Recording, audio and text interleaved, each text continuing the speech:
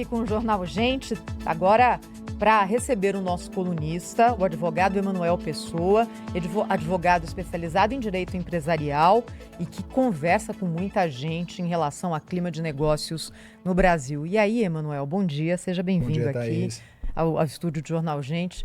Quando a gente percebe o tratamento gigante, é claro, não é, que toda a mídia internacional deu para essa operação policial no Rio de Janeiro, a gente se pergunta o quanto nós, como país, estamos perdendo de oportunidades por causa da falta de segurança e da violência. Como é que você tem visto essa questão? O que você tem ouvido sobre decisões de investimento, sobre percepção, não é, do ambiente aqui no Brasil, quando está claro que existe um pedaço do país que não responde ao Estado formalmente estabelecido? Thaís, Pedro, bom dia a todos. Thaís, a melhor maneira de tratar disso é a gente partir para um exemplo prático, tá? O México, ele é dominado por cartéis, a gente sabe disso, né? Inclusive, a própria cultura pop, Hollywood, divulga muito isso. O México consegue ter hoje uma taxa básica de juros na economia, metade da taxa básica de juros da economia do Brasil. Consegue ter proporcionalmente menos homicídios do que o Brasil. Das 20 cidades mais violentas do mundo, pelo menos 7 são no Brasil. E eu falo isso até com conhecimento de causa, porque vários anos no ranking, a número 1 é a minha cidade natal, que é Fortaleza. Eu sou cearense, né? E a gente está tão acostumado com o crime no Brasil, em todas as esferas, o crime de rua, que é aquele pilantra que passa na bicicleta, né? Até é uma piada comum, é medo do brasileiro, 2 pessoas numa moto param do seu lado. Então, desde esse crime de rua, para o colarinho branco nos escritórios envidraçados do Itaim Bibi em São Paulo, até os gabinetes em Brasília, os helicópteros levando 800 quilos de cocaína e o STJ dizendo que o traficante não tem periculosidade e por isso concede habeas corpus. Eu não sei como é que 800 quilos de pó não tem periculosidade, tá? É patético. Eu vou continuar falando enquanto a gente ainda tem liberdade de expressão, né? Mas daqui a pouco eu acho que alguém do STJ vem me censurar por esfregar na cara esse completo desrespeito com o cidadão brasileiro. Então, como é que alguém, Thaís, vai querer vir investir no Brasil se a primeira preocupação da pessoa é se ela vai ser achacada por fiscais, por funcionários públicos, no pagamento de imposto, se ela vai ter que ir para a justiça o tempo todo, porque o Brasil tem 98% a 99% de todos os processos trabalhistas do planeta Terra, tá? 98% a 99%. E, para piorar, o sujeito quer mandar a gente para cá, mas as pessoas não querem vir porque elas morrem de medo de poderem ser assassinadas na rua por conta disso aqui, um telefone celular. E aí você vê que isso se reflete em algo muito simples. O Brasil bateu recorde, ano passado, de turistas estrangeiros, foram 6 ou 7 milhões. Só a cidade de Tenerife, na Espanha, recebe 1 milhão a mais de turistas por ano do que o Brasil inteiro. Você acha que se o Brasil fosse seguro, a gente não recebia 50, 60, 70 milhões de pessoas?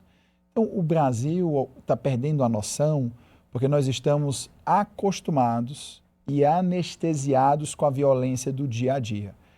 Morreu uma jovem aqui, né, no estado de São Paulo, que o pai foi com ela vender um drone. Tá? Ele não foi fazer nada de errado. Propriedade dele, comprada legitimamente, foi vender, foi entregar, a filha toma um tiro na cabeça. E isso não é terrorismo. A Maju Arruda Leite, viu, professor Emanuel? Nossa repórter aqui do Jornal Gente, ela está acompanhando esse caso, está ao vivo com a gente para trazer mais desdobramentos a respeito dessa história que chocou ontem a nossa audiência com o grau de brutalidade, de violência, de covardia empregado pelos criminosos que ainda estão foragidos, né, Maju? Bom dia. Tudo bom, Pedro? Um bom dia a você, bom dia a todo mundo ligado aqui no Jornal Gente. A Polícia Civil de São Paulo prendeu um dos criminosos suspeitos de terem participado desse assalto que acabou com a vida de Beatriz Munhoz, uma jovem de 20 anos. É o Lucas Cauã da Silva Pereira e ele é apontado pela polícia como piloto da moto usada durante esse assalto. Lucas já tem passagens por roubo, lesão corporal e receptação, todas essas passagens criminais quando ele ainda era menor de idade. Ele completou recentemente 18 anos e estava em liberdade assistida, que é uma medida alternativa à internação. Lembrando que os criminosos, os dois que estavam em cima da moto que foi usada ali durante o assalto, eles abandonaram essa moto logo depois do crime. A polícia encontrou e a moto foi um elemento essencial para poder identificar esse primeiro suspeito que foi preso na tarde de ontem. O atirador ainda está foragido. A polícia agora analisa as imagens de câmeras de segurança da rua onde tudo isso aconteceu. Lembrando que foi na zona leste de São Paulo, em Sapopemba. A Beatriz Munhoz estava com o pai e com o namorado. Eles saíram de Sorocaba, no interior de São Paulo, e foram até esse endereço na zona leste para entregar um drone avaliado em R$27 mil, e essa venda teria sido negociada na internet. Então a polícia acredita que esse crime tenha sido planejado e que os bandidos se passaram por compradores para, enfim, poder ter acesso a esse drone avaliado em R$27 mil. Os criminosos pegaram esse drone e a Beatriz Munhoz, ao perceber ali a ação dos criminosos, tentou reagir, jogou o spray de pimenta contra um dos criminosos e ele então reagiu e atirou a queima-roupa em direção à cabeça de Beatriz Munhoz, que morreu na hora. Então, um dos criminosos que participaram desse assalto, ele já está preso e o outro ainda segue foragido, o responsável por atirar contra a Beatriz Munhoz. A polícia diz que está analisando as imagens de câmeras de segurança, assim também como uma bolsa que foi deixada para trás logo depois do crime, uma bolsa semelhante àquelas usadas pelos entregadores, e agora a polícia trabalha na identificação desse que é o responsável por atirar contra a Beatriz Munhoz. É triste demais. Maju, obrigado aí pelas informações. A Maju segue acompanhando, vai voltar a qualquer momento com novidades que a polícia vai pegar esses marginais, não tenho dúvida disso. Cláudio, antes de você fazer a pergunta para o Emanuel, outro dia ele conversava com a gente aqui sobre tarifaço, falava o seguinte, olha, lá nos Estados Unidos a gente sabe que a atividade do lobby ela é regulamentada, regularizada, é permitida, legalizada. Ele falava sobre a contratação, né, de escritórios para esse trabalho de convencimento lá das autoridades, de brigar pelos interesses da indústria brasileira. Aqui no Brasil é diferente, né, essa questão do lobby. Mas não tem como essas empresas aí cutucarem lá o parlamento de alguma forma e dizer, ó, o seguinte, ó o nosso balanço aqui, nós estamos perdendo dinheiro. Não é só o setor de turismo, não é só... todo mundo está envolvido. Setor de farmácia agora, Pedro. O farmácia, de assalto à farmácia. Uma dessas canetas aí virou um... Tem que ter segurança, né, na porta de cada farmácia, noite e dia. Incrível, né? E aí tem o seguinte, tem logística. Nós temos um país rodoviário, caminhão, dependendo da carga tem que contratar segurança armada. É uma loucura isso aqui. Não tem como essas empresas aí com as quais o senhor se relaciona também pressionarem um pouco, porque daí é o andar de cima falando com o andar de cima, né? Pedro, aí eu vou te apontar uma falha no seu raciocínio, você me desculpa. Você está esquecendo o lobby do tráfico. Só tem o lobby do outro lado, né? Você está esquecendo o lobby do tráfico. Esquecemos de avisar, combinar com o outro lado. Então vamos lá, vamos imaginar o seguinte, tá, Pedro? Vamos imaginar que a gente sai daqui hoje e aí o Grupo Bandeirantes vai lá para tentar pressionar os deputados e senadores para ser mais rigoroso contra o crime.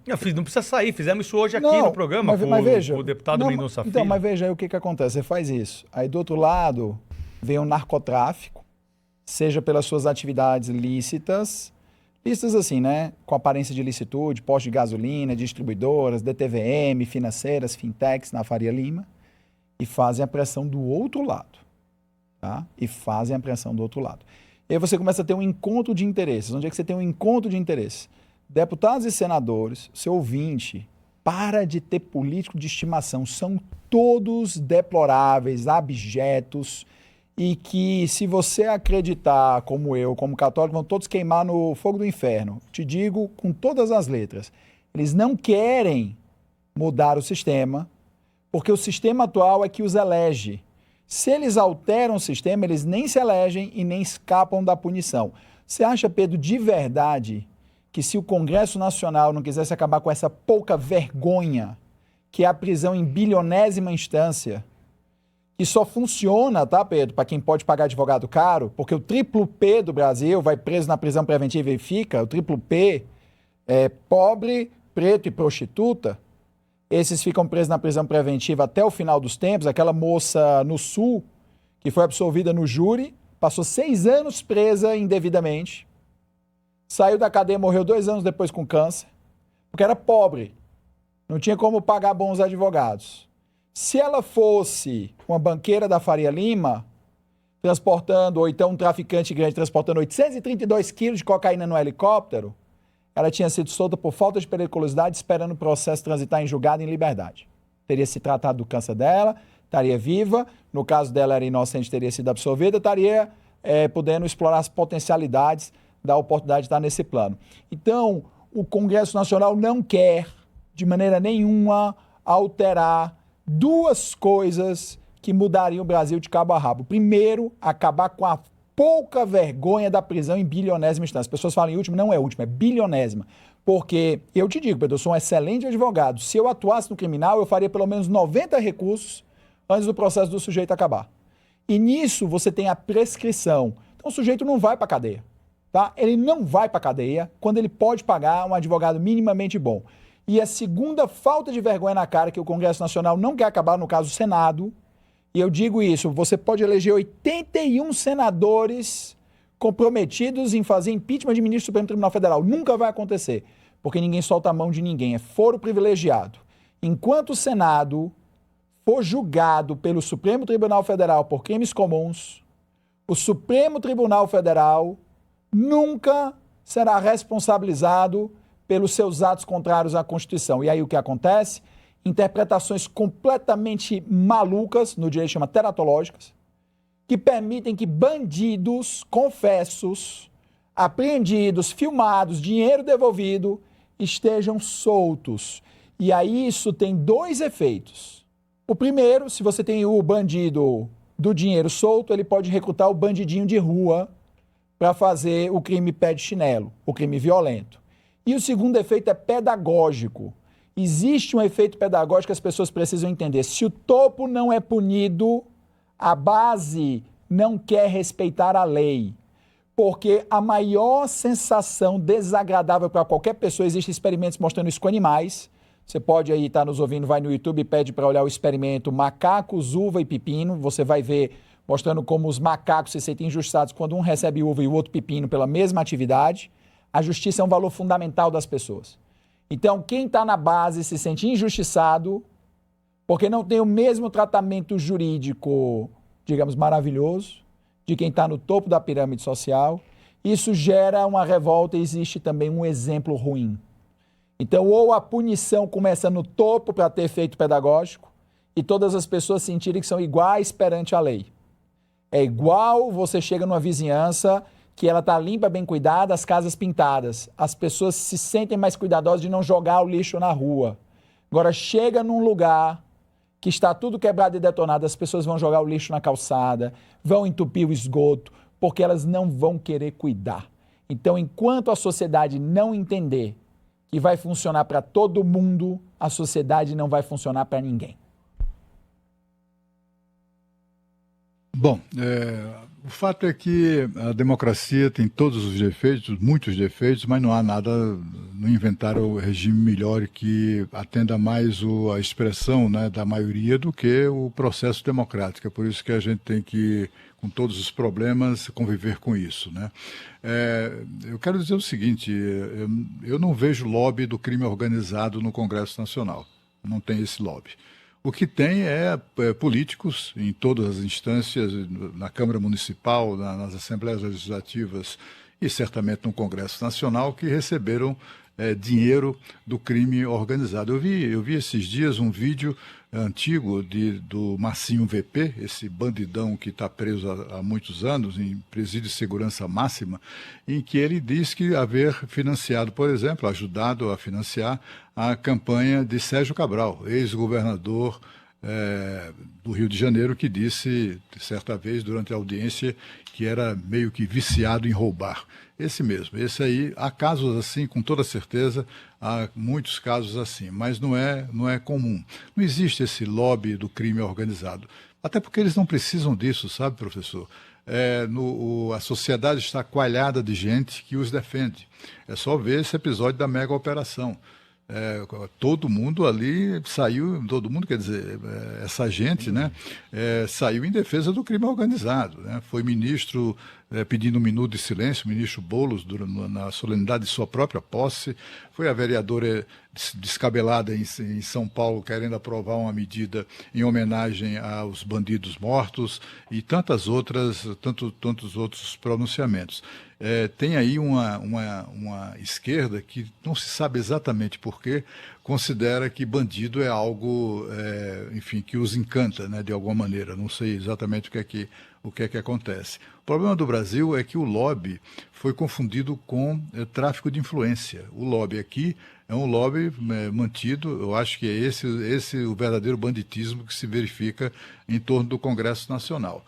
Nós não investimos em ferrovias, que é uma queixa de todo brasileiro, não há nenhum brasileiro que discorde disso, não conheço nenhum, que o Brasil deveria ter investido e não investe em ferrovias. E por que isso? Porque o lobby do setor rodoviário no Congresso Nacional não deixa. Simples assim. Qualquer tipo de projeto, de abertura de crédito, de financiamento, de não sei o quê, para trem rápido, como é que chama esses trens de alta velocidade, Rio-São Paulo, tudo morre.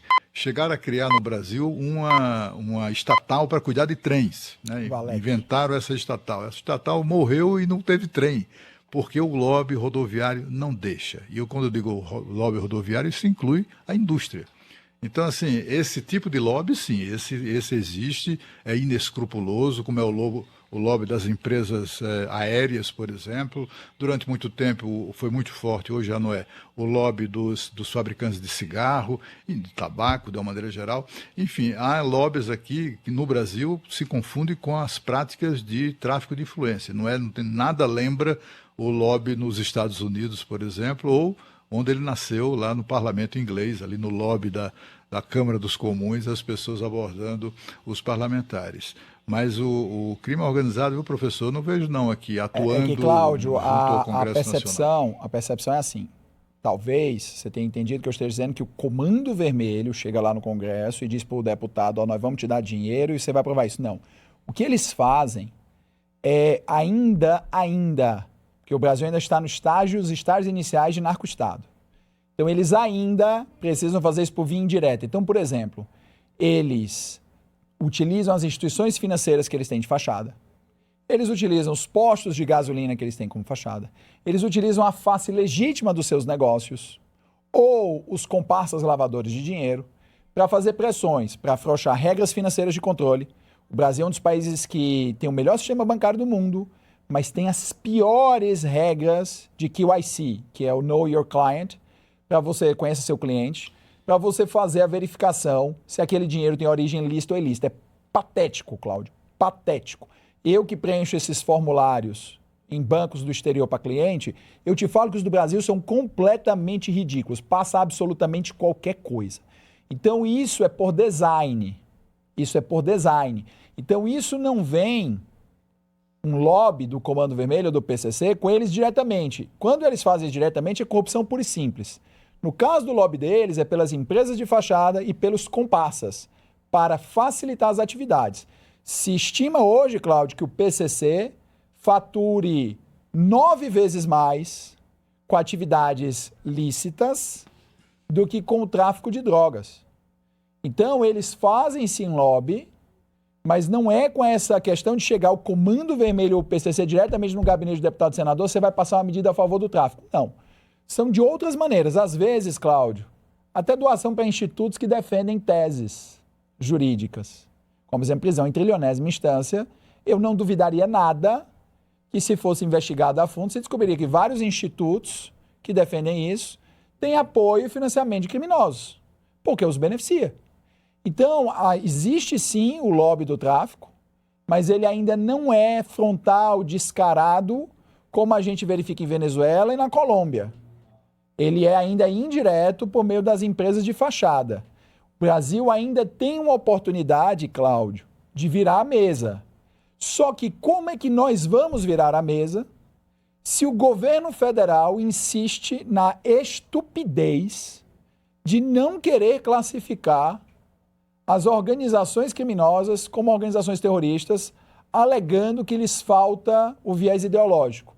Qual é a falta de viés? Agora você toca num ponto. Qual é a falta de viés ideológico se eles prestam serviços de Estado em vários locais em que eles dominam, como distribuição de gás, antigamente energia elétrica, antigamente o GatoNet, né, para TV a cabo, serviços públicos que normalmente são por concessão.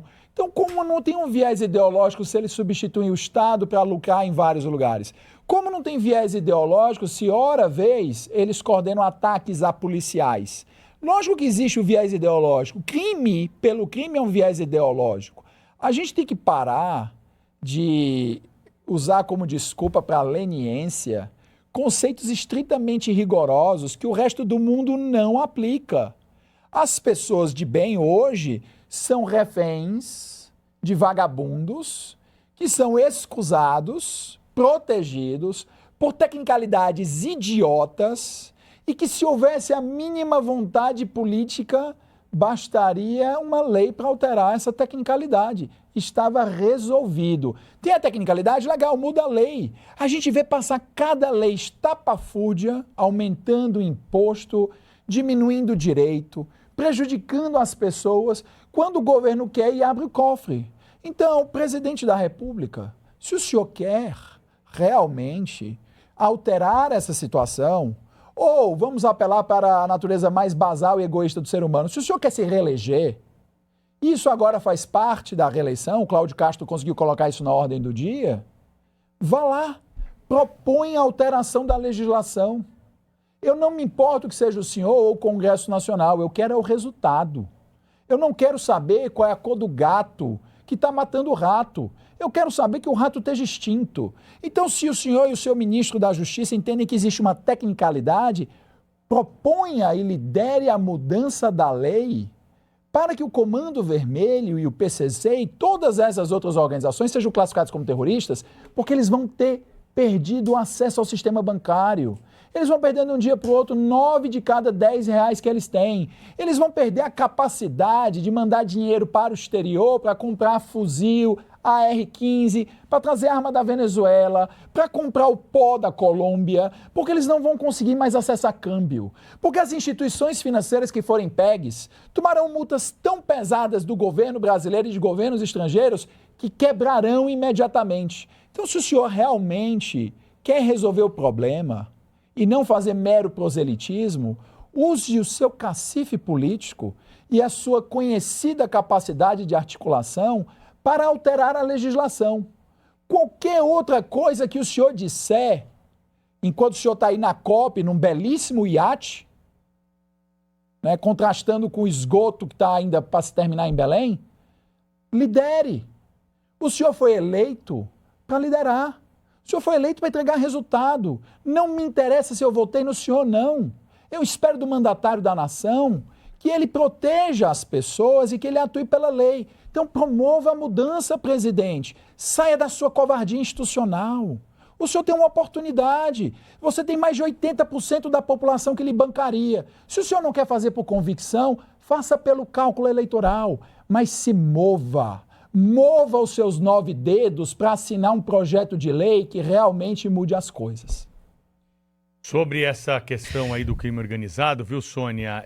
A partir do dia 1º de dezembro vai ter uma mudança nas chamadas conta bolsão para justamente tentar dar um golpe nessa multidão que tem várias contas picadas em instituições financeiras. Eu já ouvi análise de gente achando que isso é muito positivo, mas também já vi crítica de que isso pode afetar pessoas de bem que querem ter mais de uma conta e fazer essas movimentações, separando aí os seus ganhos. Então, é algo que a gente vai ter que acompanhar. É uma mudança muito pequenininha, nisso que o professor Emanuel estava falando, porque o negócio é muito maior, mas é uma mudança que vai entrar em vigor. A gente vai trazer o assunto aí nos próximos dias. A partir de 1º de dezembro, começa o fechamento, né, dessas contas por parte de decisão do Banco Central para evitar que nós tenhamos esses laranjas ou essas pessoas mal intencionadas, relacionadas de alguma forma com o crime, porque se a pessoa faz parte dessa cadeia, ela está inserida no crime, ela recebe o dinheiro, repassa para o outro, ela faz parte dessa engenharia, mas isso tende a mudar com essa medida que está sendo anunciada aí pelo Banco Central para evitar a utilização de fintechs, de bancos menores, principalmente pelo crime organizado, uma vez que as investigações já detectaram esse movimento há muito tempo. É isso? Hoje foi mais duro, né? Foi, mas tem que ser, né? Mas sabe qual é o problema no final do dia? É que assim, todo mundo se indigna, tá? A gente vem e fala. Quem tem o poder para tomar a decisão não toma. E aí a gente tem um outro ponto que seria importante, que seria a primeira reforma que nós deveríamos fazer depois do judiciário, é a maneira que nós elegemos os deputados. A maneira que a gente elege o deputado faz com que ele não se sinta cobrado. Por quê? Eu tenho um deputado aqui em São Paulo, eleito, ele vai receber voto em qualquer um dos municípios de São Paulo. Então ele não tem uma conexão com uma localidade.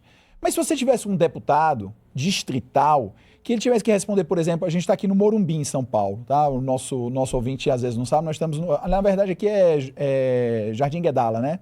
Estamos aqui no Jardim Guedala, região mais conhecida, Morumbi. Morumbizão aqui. Essa região tem partes aqui que tem uma criminalidade mais alta, como a parte da Zona Leste de São Paulo também tem uma criminalidade mais alta. Existe áreas de São Paulo que a criminalidade é menor do que em Estocolmo, tá? Existe. Mas a gente está numa área aqui que é comum aqui na Giovanni Gronchi ter assalto a tiro, né, mão armada, ter gente assassinada. Você imagina se você tivesse um deputado que era eleito por essa região. Se o índice de criminalidade não melhora, se ele não toma providências para isso, se ele não faz proposta, ele não defende, ele não se reelegia. Então, enquanto nós tivermos deputados que são desconectados com a realidade local dos eleitores, eles têm uma carta branca para defender os próprios interesses. Porque as propostas que eles vão apresentar nas eleições não são muito concretas, são genéricas e amorfas. Então a gente precisa do voto distrital. Ah, mas aí vai perder o deputado da cultura, então faz distrital misto. Pega uma parte das vagas para eleger pelo Estado, mas outra parte para uma localidade menor. É isso que garante a identidade de interesses entre o político eleito e a população que votou. Do contrário, eles continuam lá votando só no interesse deles. Obrigada, Emanuel. Até a próxima, hein? Obrigado, pessoal. Fique com Deus. Obrigado. O Jornal Gente tem sequência pela Rádio Bandeirantes, na Band